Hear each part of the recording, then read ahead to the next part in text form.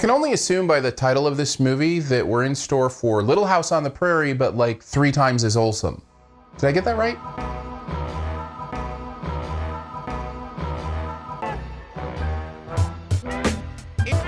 Triple Frontier stars Ben Affleck, Oscar Isaac, Pedro Pascal, Charlie Hunnam, and Garrett Hedlund as 5 former military buddies who have to figure out if going for the biggest score of their life is actually worth the risk, and what happens when the decision doesn't go exactly the way they planned.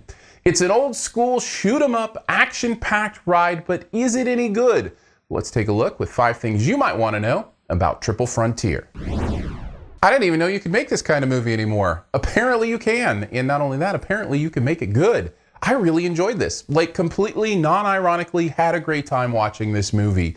It took me back to some of the things I loved about like 80s and 90s action flicks, but also added enough to bring it to a new place where there's more depth to it and more themes to it. I think this is good stuff. Let's talk about some of the reasons why. First of all, these guys are great together. I love this team. I loved watching them be put together. Yeah, it's a little sparse at the beginning, but we kind of get to know them throughout the rest of the movie. And because these guys work so well together, and because we understand kind of the dynamics of their personalities and relationships, even though there's not a lot of depth with each of these characters, you know just enough to get on board and understand these characters. And that's the key, right? We're not confused about who they are or what their motives are or why they're doing what they're doing. And because of that, you are connected to these characters in, I think, a meaningful way throughout the film. Another thing I loved about this movie is how straightforward it is. Now, that doesn't mean there aren't twists and turns in what's happening. What it means is the objective and where you're trying to get is clear from the beginning to the end. And what that gives me as a viewer, an audience member, somebody who's watching this movie, it gives me the foundation and the clarity to follow along, to be invested. And if I am connecting, I'm connecting in something that I know what's going on. And I really appreciated that, because when you're in a movie like this, a lot of times you can get lost in the weeds. You can go over and do this thing with this person or this thing with this person. And a lot of times even some of the flashbacks and the backstory kind of stuff can detract from the fact that you're on a mission. And this movie is on a mission from the moment it starts to the moment it ends, and we're on a mission with it. But here's the thing that makes it a little bit different than some of those old school action movies. There's a real honest portrayal here of what greed looks like. The movie goes to great pains to show you that this is actually a story about what the value of life is and how that compares to the value of a dollar. You start in this place where you're like, okay, we're going for the big heist, right?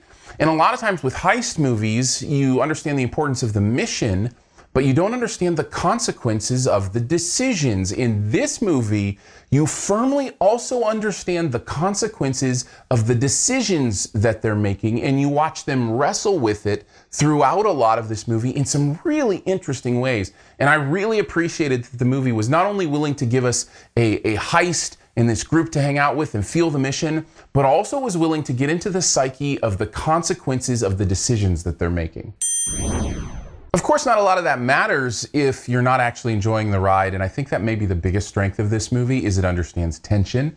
It understands that tension is something that can change, but cannot let up. And the way this movie navigates the sections of the story, the structure of its story, is always with tension. It's like they move from the frying pan to the fire to a bigger frying pan to a different kind of fire. And what's interesting about that is it's not just same. It's okay, now the tension is based here. And now the tension is based here, but there's always something that's keeping you involved, compelling you to be interested in what's going to happen next. And that is really amazing. And because of that, this is just like one of, I called them in college, my guy friend movies, where like the guys would get together and hang out. I had a particular friend in college who was always very vocal while watching movies, and it made me want to watch this movie with him, because it's kind of one of those where, because of the tension and the action and how it never lets up, it's just exciting to kind of be involved in. Man, I had a good time with this movie. It's not without its flaws, but they're very minor for me. Honestly, I can't think of a lot. I mean, maybe you will think that the lack of backstory hurts the connection, but I've already talked about the fact that I like how these guys connect through the movie and it doesn't force that backstory, so it's not that. It might be how over the top it is at times. Let's go with that. Here's your yellow. Here's your caution. This movie at times makes you go, could Five Guys really do this? Could these guys actually pull this off? Would they actually have this happen in this way? I think any movie like this is going to have those moments, but they may pile up for you in a way here that you eventually roll your eyes instead of being engaged. That did not happen for me, but it might happen for you, so I figured I'd throw that warning out there. Overall, though, I love this movie. I had a great time with Triple Frontier. I love the action. I love what happened here. It's one I actually want to watch again. It's one I actually wouldn't mind a sequel to, even though I don't know how that would work. That's how much I liked it. I gave it an A-. Thanks for checking out this SiftPop 5 Things review. All the fun things that you know and love about movies can be found at SiftPop.com. That is our website. My name's Aaron Dicer. You can find me on Twitter at Aaron Dicer, or you can follow at SiftPop there as well. Search for SiftPop on your favorite social media. See if we're hanging out there as well. That way you can get notifications when new reviews are up, notifications when new articles happen, all that kind of fun stuff. And if you've ever thought about, hey, I want to write on movies, I want to do this kind of thing, connect with us. One of the things that we really value is the idea that all of us have something interesting to say about movies. And we'd love to give you a platform, or at least consider talking about that. So you can email submissions at siftpop.com or Blake at siftpop.com if you want to do that. I also need to mention thanks to our members of SiftPop. That's at patreon.com/SiftPop. Starts at $3 a month. Some really fun perks there, a monthly video hangout, lots of other cool stuff. Your own podcast feed for the podcast. If you don't subscribe to the podcast already, do that too, SiftPop Podcast. Just search for it in your podcast player. All that stuff is there at the membership page on Patreon, patreon.com/SiftPop. All right, let's get on to the best ever challenge. This is where you name the best movie ever in a particular category and also try to identify my choice. Let's do Ben Affleck movies. What is the best ever movie with Ben Affleck in it? I'm going to have to go with the one that was Billions, or Wolf of Wall Street even, before Billions or Wolf of Wall Street ever existed.